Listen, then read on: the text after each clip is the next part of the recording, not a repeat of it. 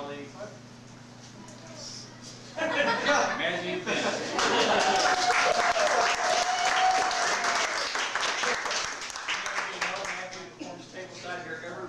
He's had this show in development for about 8 months, and you are the first live audience that gets to see this show.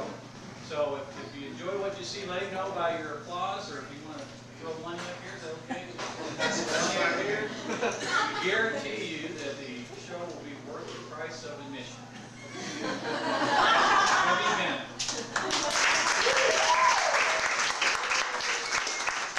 Thank you very much. Thank all of you for coming out here tonight. I appreciate it. Thank you. Magic.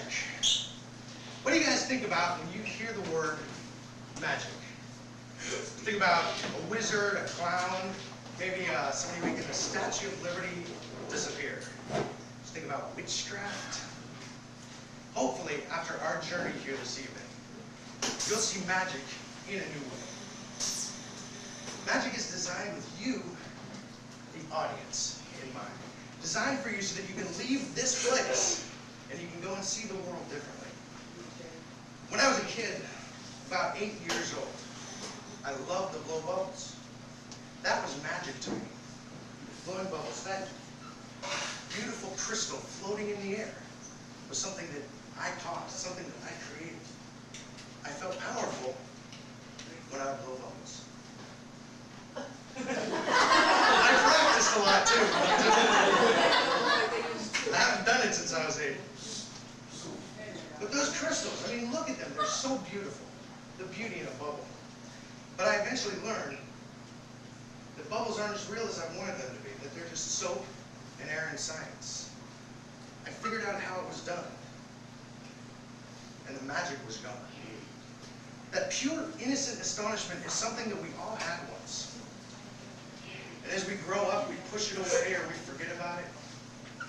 But that innocence, that's what I want to find in us here tonight, that pure innocence.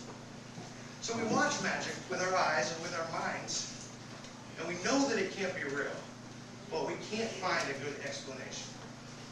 These illusions cause us to change the questions that we ask ourselves. When I was 13 years old, something happened to me that changed all my questions. I was 13 years old, in the hotel lobby. There was a guy doing magic tricks. He asked for a volunteer from the audience.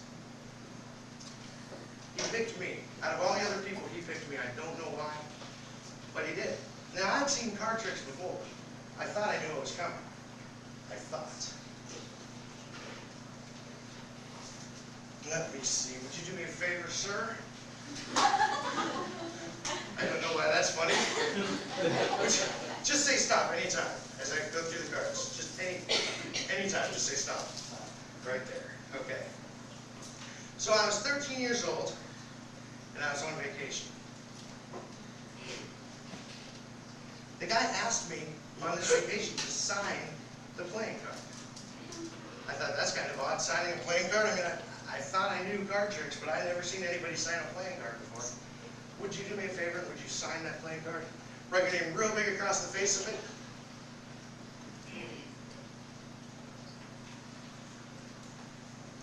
Kevin. Thank you, Kevin. So then he did something entirely different that I'd never seen before, and that was to take the rest of the deck and to put the rest of the deck away. So my questions began. What kind of a card trick was this? What kind of a card trick? Don't you usually put your card back into the deck? And then the guy finds it, right? That's how a card trick's done. And my questions began. Why did this guy fold the playing card?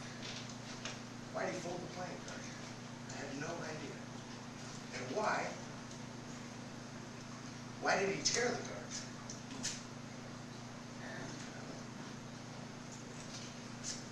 And why did he burn the playing card?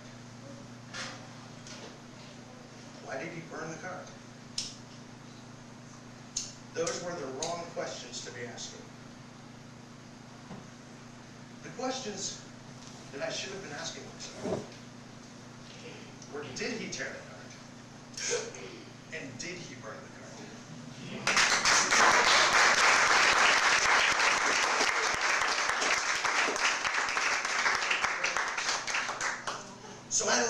questions that needed answers. I did not know where I was going to look, but I was going to learn some of these miracles.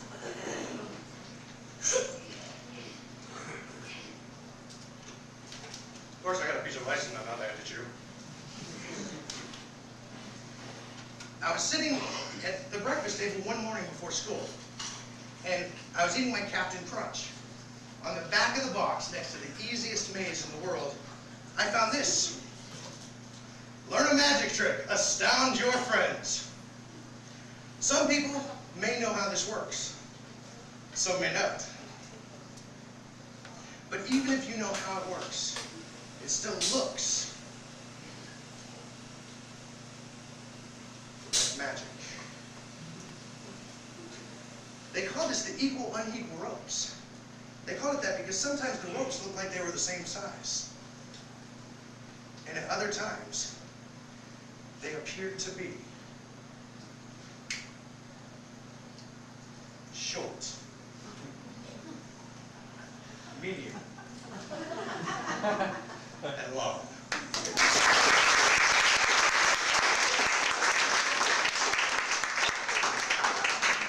Thank you very much. Thank you very much. So magic gives us new questions.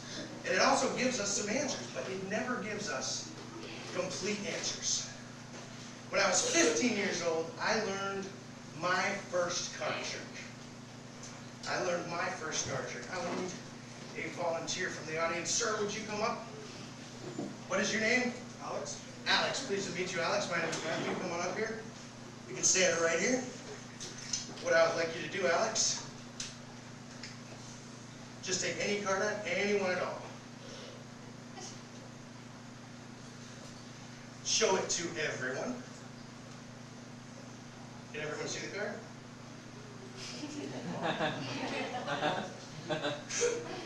Just throw it back to the deck. This is all it takes. And one card is now in my pocket. What was your card? The 7 of Hearts. An amazing mystery. How could it work? How could it possibly work? Thank you. I would like to teach you guys how to do this trick. Go buy 52 decks of cards. Open them all up. Take one card out of each deck. The same card. Shuffle the cards up. Oh, sorry. Take one of those cards and actually put it in your pocket. Shuffle the cards up. Have your spectator select a card. Now, I'm not big on probability and statistics, but you can be pretty sure at this point that your spectator is going to pick a 7 of Hearts. Go ahead and take a card. How are you? I did. Thank you, Alex. I appreciate that. Throw it back in the deck. You do some kind of a fancy-looking little thing, and you reach in your pocket, and you pull out their card. If I can find a card here. I swear it was there. Did I put one in my pocket? Anyway, you reach into your pocket, and you pull out their card. Now, some magicians have figured out a way to do this with a signed card. And this method, as good as it is, this method won't work with a signed playing card. Well, it can, but you need one of these. Another card in your pocket. Here's how it works with a signed card. Take one of those out. Alex, write your name across the face of it really big so that everyone can see it.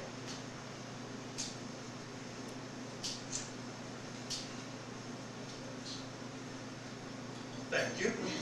Throw your card back into the deck. We do the little thing. And one card is now in my pocket. I believe, Alex, on this card, you will see your name.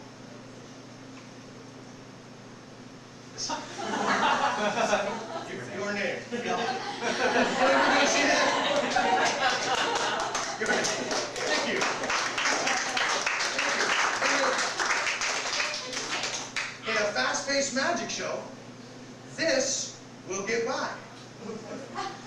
But not in my show. In my show, I have to take the card and keep shaking it until the fresh ink starts to move around on the card. And it really starts to look like your name.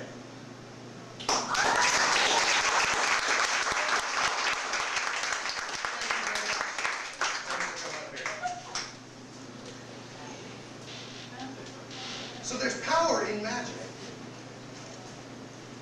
But it's a different kind of power.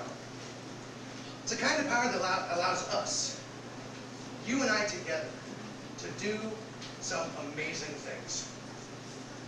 At 15 years old, after I learned that card trick, I thought I knew it all. An older gentleman proved me wrong. Find somebody here. Hello, sir. How are you doing? What is your name? Jeff. Jeff. Nice to meet you, Jeff. Would you do me a favor, Jeff, and just look through these cards and just name any one of these cards that you see? Out loud. Out loud. King of clubs. The King of Clubs. You picked the King of Clubs. That was nice. I want everybody here to get ready to give Jeff a round of applause. Because he just did something absolutely amazing. Let me show you. Let me prove it to you first. Jeff, you named any card from a fair selection of cards. And I just want you to know that in a blue deck of cards, you named the only red card.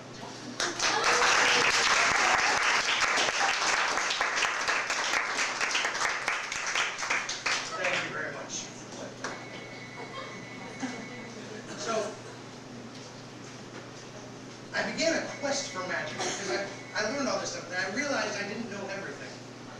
So I began a quest for magic. And I heard about a man they called the Professor. The man's name was Di Vernon. I found out who he was. I read all the books that he wrote. I worked on all of the magic that he created. For the first time in my life, I studied magic. The cups and balls trick. Di Vernon said, no man should call himself a magician unless he can adequately perform the cups and balls. An illusion that's actually thousands of years old. To me, it's only 17. Because it was 17 years ago that I found this book, the Di Vernon Book of Magic. In these pages, I learned some remarkable secrets. I read about the cups and balls and I went to the magic store. I asked the guy at the magic store, can you show me the cups and balls? He said, sure, I can show you the cups and balls. I have a set right here. Let me show you how it works. You take a ball, you set it on the cup, you cover it up, give it a little snap, the ball falls right through. You do it again, you take a ball, you set it on the center cup, cover it up, give it a little snap, a trap door opens, the ball goes right through. One more time, 2 cups, 2 trap doors, 2 snaps. The ball goes right through.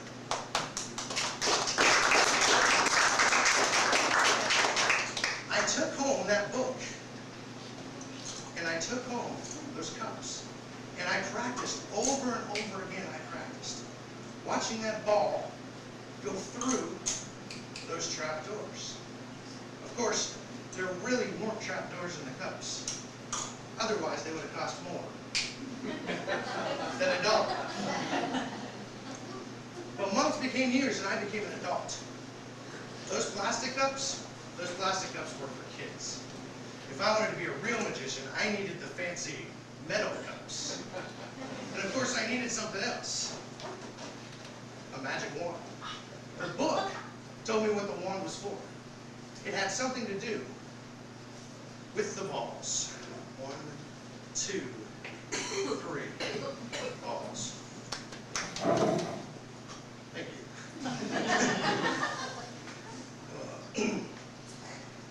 The book talked about the balls, and it also talked about the wand. It said that if you use the balls and the wand together, magical things just happy.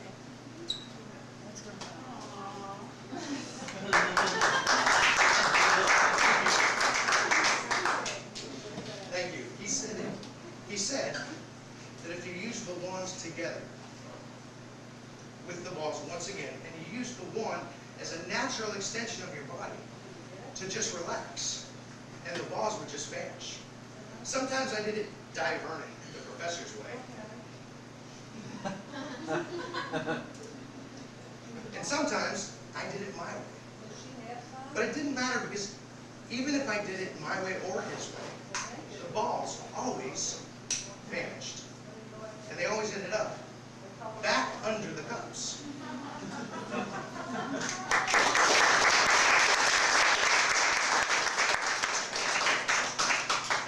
Thank you. So I grew as a magician because of this miracle. I grew as a magician. I learned, for instance, how the balls could vanish from the end cups entirely and all come together in the center. I also learned how the balls could read the human mind. That's right. The balls can read the human mind.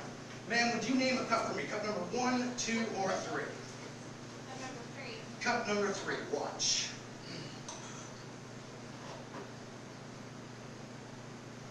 The ball vanished from this cup and ended up under cup number 3.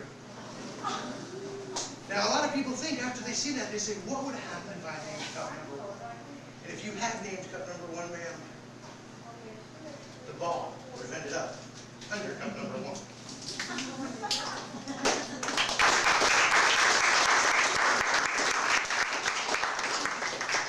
So people ask me, what would happen if you took away one of the balls?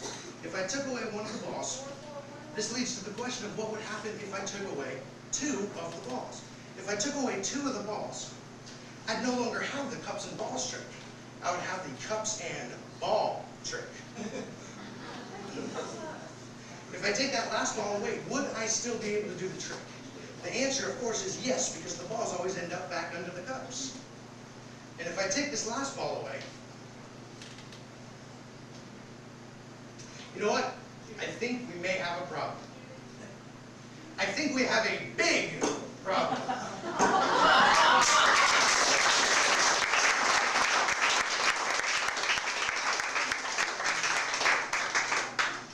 But I haven't told you the best part.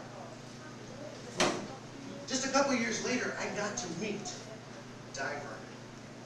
I even got to perform this for him. He said he liked it. But he said he liked it best the way it was originally done. And I thought about this a lot, and I agree with him.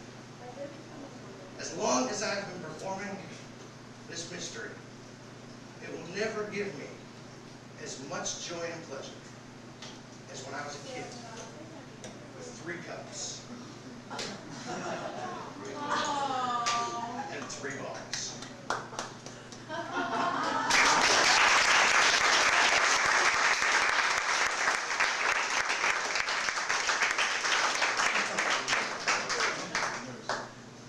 So here I am, performing magic for a living. Over the past couple of years, I've rekindled a passion that I have for words. And what words mean when you put them together. Let me show you what I mean. I have here on these cards, words. This first word, 2. The word 2. It's almost as simple as a word can get. But if I add just one more word, be. What does almost everyone in the world say when you say to be or not to be? Yes. It's just one more word. It's just 2 more letters. But 2 letters is the difference between meaninglessness and genius. I think words do have a power. To be or not to be, that is the question, whether it is nobler in the minds to suffer the slings and arrows of outrageous fortune, or to take arms against the sea of troubles, and by opposing them, end them. To die, to sleep no more, And by it sleep to say we end the heartache and 1,000 natural shocks that flesh is heir to. 'Tis a consummation devoutly to be wished, to die to sleep perchance to dream. Aye, there's the rub. For in that sleep of death, what dreams may come when we have shuffled off this mortal coil. Hamlet's soliloquy from Hamlet. Glad I got to tell you where that came from.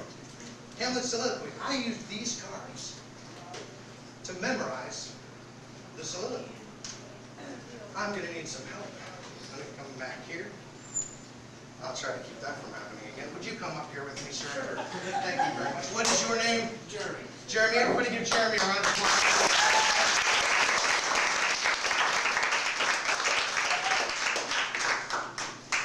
Come up. You can have a seat. Or you have a seat. Don't have a seat. Don't do that. Just stand right here. Let me show you these cards. You're kind of going to be the eyes for the audience, but we have on these cards the soliloquy, to be or not that question, whether, nobler, mind. You get the idea. I just used all these words, all the way down to shuffled off mortal coil. So these are the words I used. I'm just going to mix them up just a little bit. I want you to do me a favor. Just cut those cards anywhere near the middle. Okay. That card, are you happy with that card? Or do you want to cut it again? You're happy with that card? Okay. When I turn my back, I want you to take that card, show everybody, and then put it down in your pocket. All right? I'm turning my back.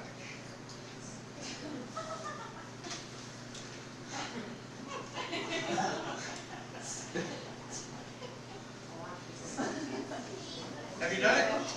No, I'm not there yet. Okay.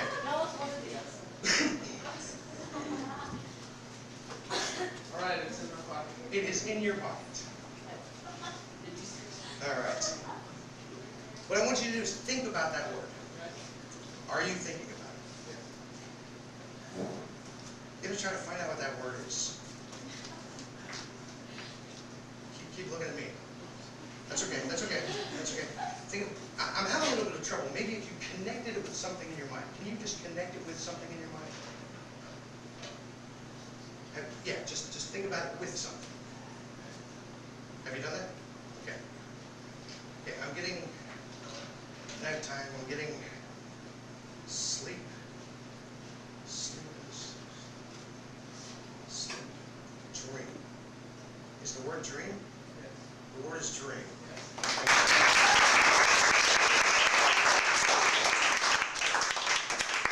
You got the deck here. You said you were happy with the cut. I just want you to know if you had gone one further, you've got the word fortune. If you had gone to the next card, it would have been arrows. You picked the word dream. Now I want you to know that when you connected that with something in your mind, that word became your word. That word no longer belongs to William Shakespeare. That word belongs to you. And if you don't believe me, this is the soliloquy. But there's one word missing. To die to sleep. To sleep perchance to nothing at all. That word no longer belongs to William Shakespeare. That word, Jeremy, belongs to you. Thank you very much.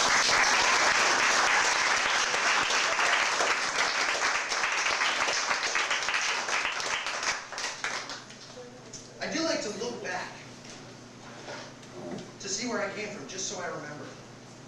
And I want to share with you guys one of my failures in magic. One of my failures in magic. In my junior year in high school, I entered a talent competition. For the show, I bought an effect called Houdini's Garden. I bought it from Abbott's Magic Shop in Colon, Michigan, for $19.99. Let me try to give you a picture of my thoughts in my junior year in high school. If I do this trick, people will be amazed with me. I will fool them all. They'll be amazed with me and my talent. This is a way to get people to like me. Those were my thoughts as I walked on the stage. And I did walk on the stage. Confident. Sure of myself. I walked on the stage full of myself. And I thought that it was beautiful.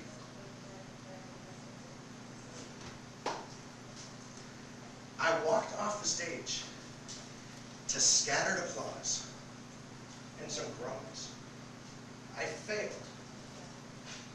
I didn't get the glory that I was looking for. No fame, no girls, nothing. Well, I was in high school. I put magic away for a while. Now I want to fast forward to a time just a couple years later when I was 19 years old. And I met the woman who would become my wife. One day she was unhappy, sad. I didn't know why, and she wouldn't tell me why. But I hurt for her. I wanted to do something that would make her happy. And I reached into the air, and I pulled out a single little flower. And I gave her a single little flower and a smile. And she smiled, and she cried, and she hugged me. It was then that I realized that magic is not about me. It's not about cards, coins, cups, and balls, or even flowers. It's about her, and it's about you. I learned that real magic can't be purchased from Abbott's Magic Shop in Poland, Michigan for $19.99. That real magic can only be bought at a drugstore in 1981 for 15 cents. Real magic happens when, for a moment in time, you see the world as new again. You see life as a good thing, and you're not embarrassed by wonder. Real magic happens when you can go back to that time where you were 8 years old, and you could blow a bubble. And you could see beauty and magic once again.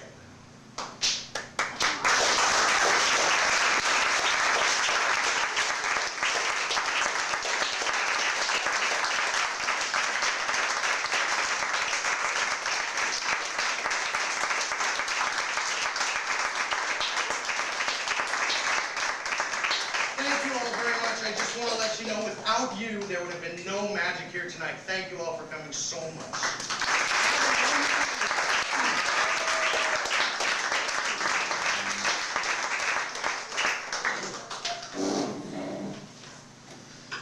Thank you, Matthew. I want to thank everyone for coming tonight. And if you like what you've seen tonight, there are 2 large bows on the showcase out front. You can show Matthew about dropping in wherever you like. Thank you very much.